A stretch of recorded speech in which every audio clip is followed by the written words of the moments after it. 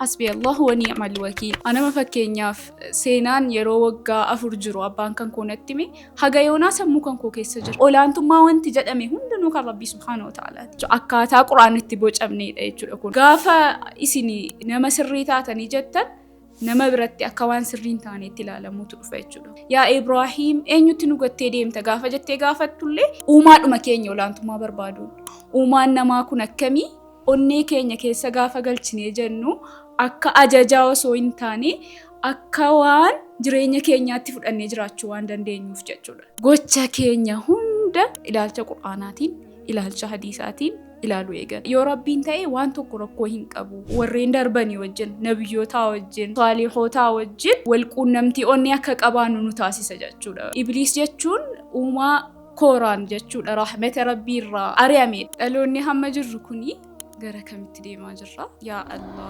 Baay'ee yaachisaadha.